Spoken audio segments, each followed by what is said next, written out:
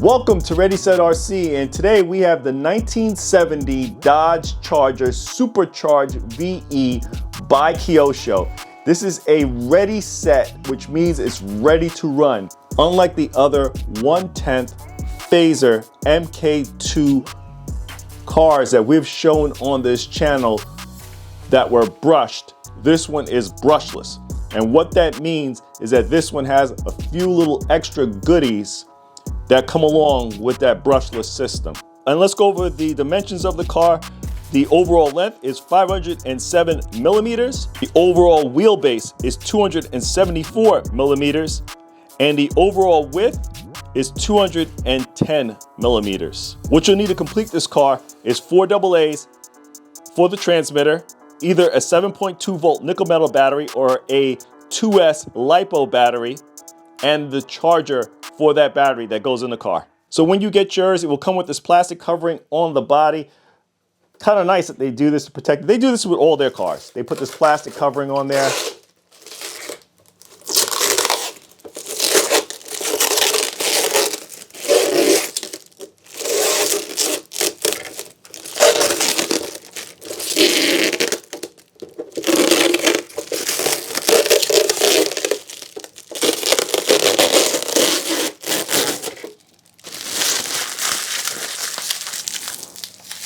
But guys, Kyosho once again killed it. I mean, this thing looks amazing, amazing.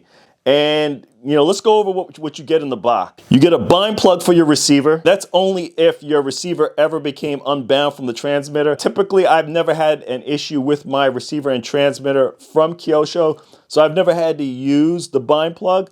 But if you ever need to rebind your transmitter and receiver, they do provide you with a bind plug. They give you additional offsets for your hexes.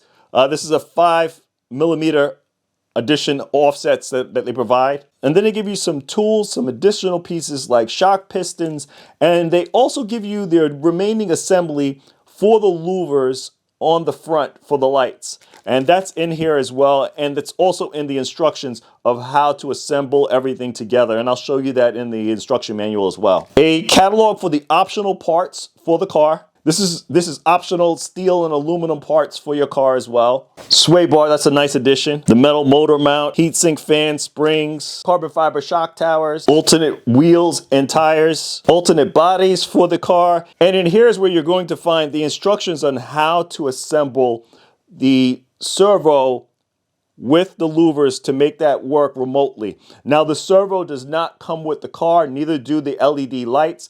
You have to supply that on your own, but they at least show you how to install the servo and the louver mechanism for this car to make it work. Lighting assembly instructions, the instructions that I was stating before with the louvers and how to set up the louvers with the servo on your car.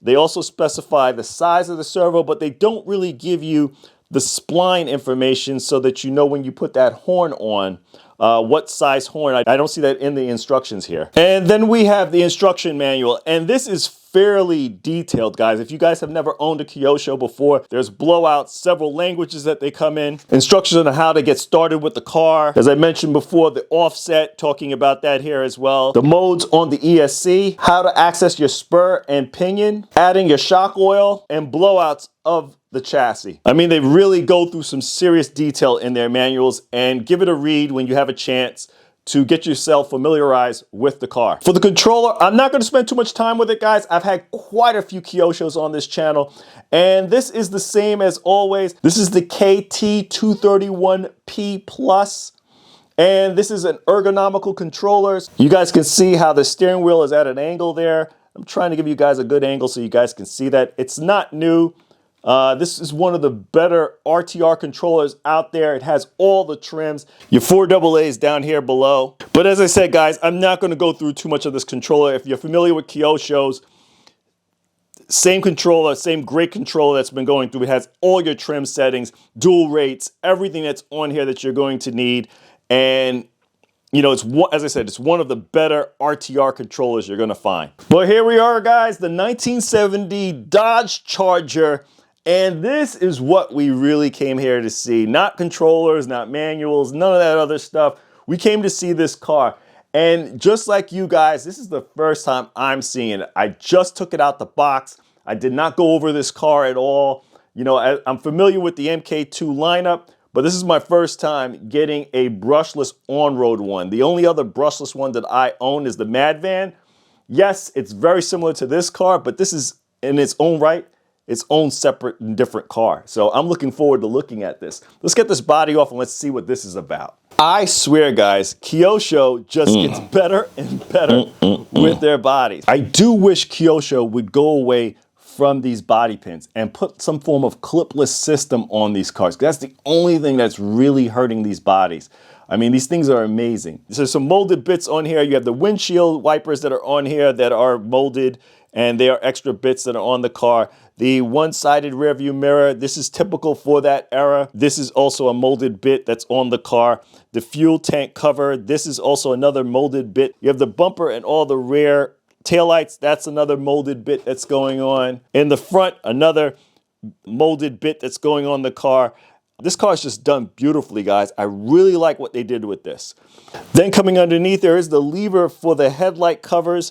And when you get them, they are in the lock position. You have to remove the screw to actually remove it from the lock position. The front takes 4 LEDs, and then you would have 6 LEDs for the rear. The body has a good weight to it. I mean, it feels really good in the hands, guys. This thing is just an amazing body. And I thought the GTO was nice.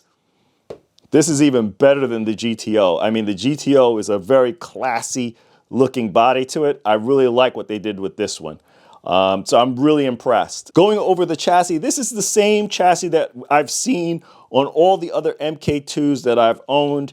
Other than what I was stating before, the extra bits and pieces that make it a little bit more durable for the MK2 brushless lineup, the VE lineup. Aluminum center drive shaft. Of course, we have the brushless Brains 2S to 3S capable ESC and the Torox 10E brushless motor going on in the car. As for the servo, they're running a KS4031. For the most part, it is an MK2 standard chassis build. We have the battery over here off on the driver's side. Your battery is going to be held down with a Velcro strap. We have the spacer also all the way up here in the front. But this thing looks beautiful, guys. You have a blower that's on this car, and this is removable. It wouldn't make much sense on this shell since there is already a cutout on the shell for the blower to come through.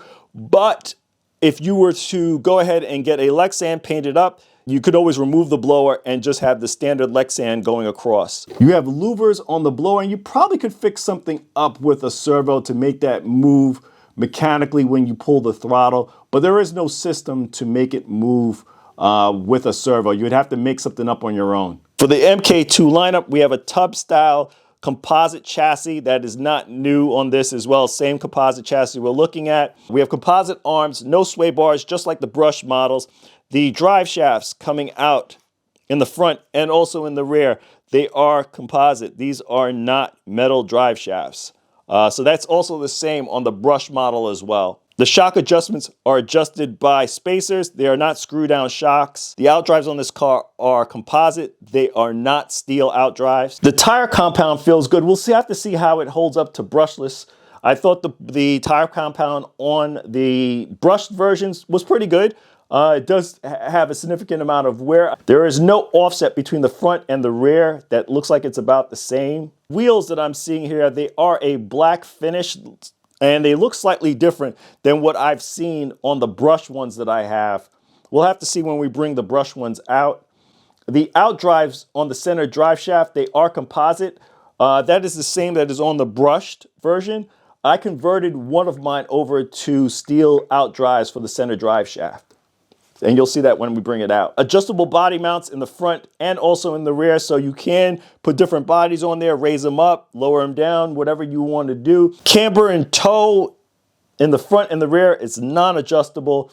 Everything here is fixed links in the front and the rear of the car. You have hex hardware throughout this vehicle, and typical with all the other Kyoshos, for aesthetics, you have the rotor and brakes showing through the wheels on the car. I'll be honest, guys, I've been always impressed with the MK2 lineup in its brush fashion, with the Mad Van in its brushless fashion, so I don't think I'm going to be upset with this car.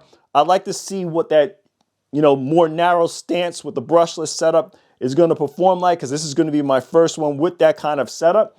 But otherwise, I'm looking for good things to happen with this car. This is the longer wheelbase of the Kyosho MK2 lineup. The wheelbase between this and I'll bring out one of the other MK2s I own is going to be about the same, because every MK2 on-road 1/10 car that I own are all the long wheelbase. But here we are, guys, the Charger, the Chevelle, Dodge, Chevy. I don't know if I could get any better than this. Just stick a Ford next to one of these. I'm in heaven right now when it comes to my classic muscle cars. But this is what I'm talking about. So I looked at the wheels on the Chevelle. It's the same wheel, guys. So it's just a chrome wheel on the Chevelle, and I'm pretty sure it's the same wheel that's on the GTO. So the wheels are the same between the two cars, except for this one's black and this one's rocking the chrome. This is still brushed. I liked it so much that I don't plan to change these cars from brush to brushless. So there's still a brushed model. As for the overall length of the car between the two, the Charger is going to come out as a larger car because the shell is a larger body. But the chassis themselves is the same chassis. So for anyone that is looking to put the Charger body, throw it on a Chevelle, you should be able to. And let me see if the body mounts work the same. Hold on a second. I know the body is sitting there off the side. It looks a little weird because I have my lighting system mounted directly to my receiver. Got a little smarter with the GTO, but I've never changed this one, so I decided to leave it the way it is. But anyway, the Charger body fits right on. The mounts, everything fits right on. There's nothing you need to do if you're looking to get a Charger body and slap it on to the Chevelle. You can do it with no issues whatsoever. But while we have the bodies off, you can see that the overall wheelbase and the overall length of both cars is the same. There's no changes here. If you look at the chassis layout is the same. As I said, I am now running a metal center drive shaft on my Chevelle, and that was an upgrade that I did to my car. And also for the center drive shafts, the out drives that are there, those are steel. I also upgraded that on the car as well because I was just noticing that there was a lot of rotation on the plastic drive shaft that they provide with the car, that it needed something a little bit more stable, and I figured at the same time, go with a steel out drive on it. But you guys can see it's basically the same car. The body mounts, the aluminum shock caps, the steering mechanism, other than those captions that I was talking about at the top of the steering links, it's the same car. Tire treads are the same. Wheels are the same other than color. There's no sway bars on this, no sway bars on that one. You have the brushless setup on the Charger, brush on the Chevelle, and it also has a cover going over the ESC on the Chevelle. Definitely would not advise that on the brushless model. You can see I went over the XT90 on the Chevelle. There's Dean's on the Charger. Plastic drive shafts in the front and rear, nothing different there. Yeah, so there's not much changes, guys, between the two. But what's next for the 1970 Dodge Charger? We're gonna slap a 2S battery in this, rip it around, see how it performs, and then go ahead and do the lighting system for this car. But we're gonna leave it here. Please like, comment, and subscribe. Check us out on Instagram for our latest posts to the channel. This is Ready Set RC, signing out. Thanks again, guys.